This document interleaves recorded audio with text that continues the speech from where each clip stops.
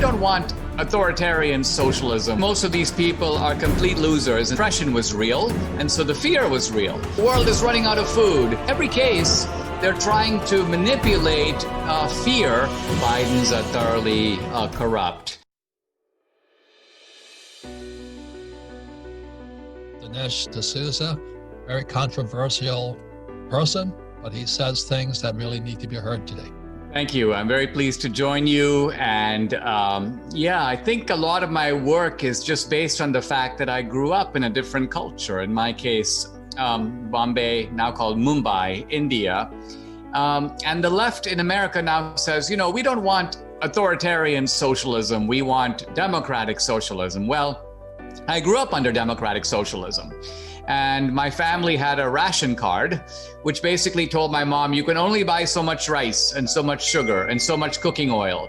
And then our family was on a 7-year waiting list to get a phone because the phone company had been nationalized by the government. So to me, socialism represents misery, scarcity. India in the 70s was the begging bowl of the world.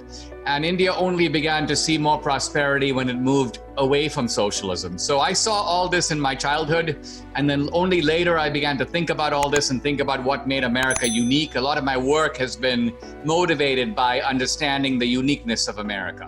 When you see these cast of characters, what goes through your mind? Well, they're, in some senses, most of these people are complete losers in the sense that they have not accomplished anything in life. They haven't built anything, they haven't done anything. But this is not to say that they are untalented, because they are talented in the art of creating a sense of grievance. They are professionals at massaging this idea that you're entitled to something, that the stuff in your neighbor's house really belongs to you. Envy is a very powerful force in human motivation, and these people are experts, starting with Obama, but continuing with the socialists like Ocasio-Cortez and so on. They basically give people the idea that that the reason they haven't achieved much is because other people have been stealing from you. They use socialism as a mechanism for really trying to confiscate the wealth of hardworking people and entrepreneurial people and transfer it to themselves. And Dinesh, over time, how has this happened over time that you've seen here in the U.S.? What have been some of the milestones? Well, the early milestone was, of course, FDR in the 1930s. What FDR discovered was the politics of fear. Now, of course, the depression was real, and so the fear was real. But FDR realized when people are fearful, they go into a crowd stampede, and you can get them to do things and agree to things that if they thought about it in a calm, deliberative way, they never would agree. And ever since then, the left has been trying to push the politics of fear. In the 1970s, when I first came to America, the world is running out of food. In the 1980s, we're all going to be blown up in a nuclear holocaust. In the 1990s, the ozone layer is going away. Then the last 20 years, climate apocalypse, and now coronavirus. So in every case, they're trying to manipulate fear in order to achieve a political agenda that they could not otherwise achieve. Anyway, the economy was collapsing anyway. So the coronavirus just accelerated the whole process. But isn't, like one of the definitions of socialism is victims recruiting victims.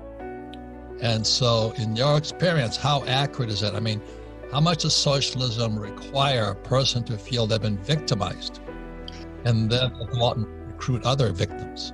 Yeah, that is absolutely the key. Now, what's unique about the new socialism in America is I call it identity socialism. Marx divided society into the rich against the poor, or the working class against the capitalist class. So the victims were the working class. Right. But for the left today, they've created all these new categories of victims. So it's white against black, and male against female, and straight against gay, and legal against illegal. So while Marx divided society just one way, the left today divides society many different ways, and their goal is to try to create a majority coalition of oppressed victim groups. They want to, the left wants democratic socialism. So for democratic socialism, you need to get to 51%. That's how you get political power. Then you can loot and tyrannize over the other 49%. But first you have to get to 51%. So how do you do that? Well, the left goes, okay, well, we can't just rely on the working class or the unions. In fact, today, many union guys and working class guys are to be found more likely in a Trump rally. So they've lost the working class. So they go, okay, well, how about if we get the blacks, then we get the Latinos, then we'll get the Asians, then we'll go after the gays. And the idea here is let's keep adding all these groups. Women are 51%. So if we can get a big bunch of these groups, we're going to add up to 51%. Then we have power. And then we're going to be able to go after the wealth and even the liberties of the remaining 49%.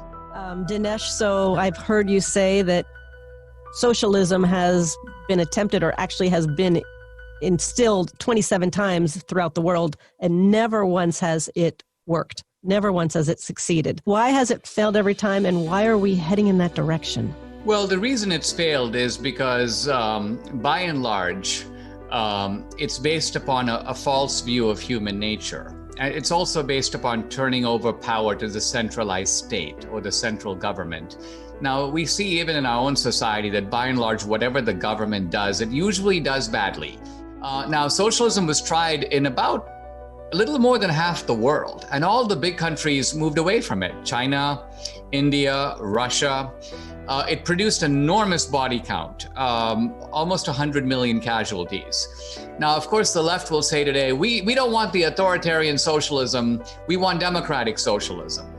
But democratic socialism has also failed. It failed in India, for example, and it's failed in other places as well. In Venezuela. So socialism has really never worked. The left says, well, what about Scandinavia? It works in Scandinavia. Well, the Scandinavians, first of all, are capitalist in wealth creation, even if they are socialist in wealth distribution.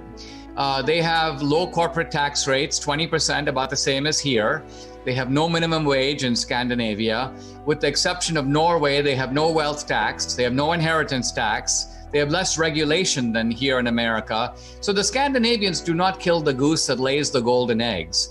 And while they have a big welfare state, they make sure that all the citizens pay for it. The rich have to pay, the poor have to pay, the middle class has to pay. So there's none of this, let's demonize the rich, let's go after the millionaires and billionaires, let's rob Peter to pay Paul in the hope that we get Paul's vote. All of this madness that is part of American politics, you won't find in Scandinavia. And also, one more thing, you won't find any Scandinavian politician who goes from $0 to $100 million on a government salary the way that the Clintons have or the Bidens.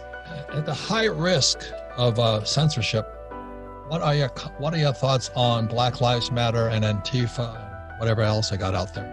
It's a crazy situation. I mean, the left has been exploiting COVID. They like the fact that there are lots of people sitting on their couch and not going to work because in a sense, the left would like to do to all of America what they've already done to the inner city Black community, create dependent classes of people who rely on the government for a basic and meager provision. And in exchange, they have to give up their vote every 2 or 4 years.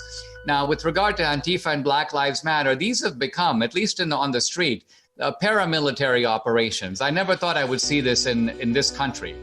So let me ask this question. What about this guy Biden and his son Hunter and was it the New York Post and then YouTube and Twitter block it? And Zuckerberg and was it Dorsey, they say, screw you, we're it's okay for us to do this. What do you think about that? All these guys know that the Bidens are thoroughly corrupt.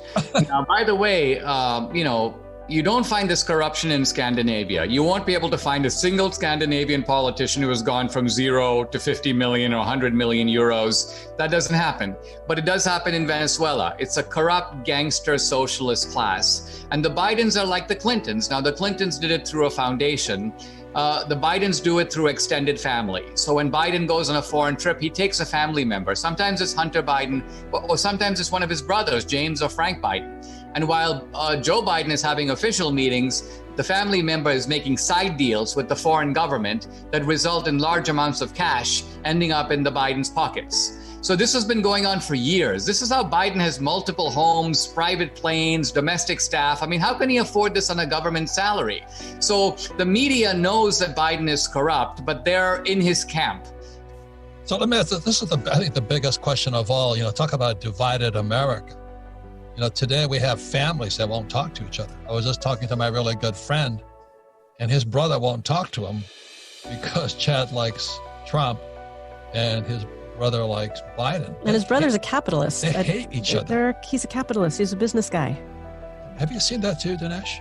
I have seen that, and it's puzzled me initially. And I think it has to be, that these business guys are economically conservative, but socially liberal, and that their social values are trumping their economic interests. Because anyone, by and large, who's an innovator, a risk taker, a capitalist making money, it's illogical. It makes no sense unless you're a profoundly stupid individual for you to be voting for the Democrats. So it's got to be that there's some other factor, and I'm assuming that it's the social liberalism that is predominant, so that these entrepreneurs and even these Silicon Valley guys are on the left for that reason.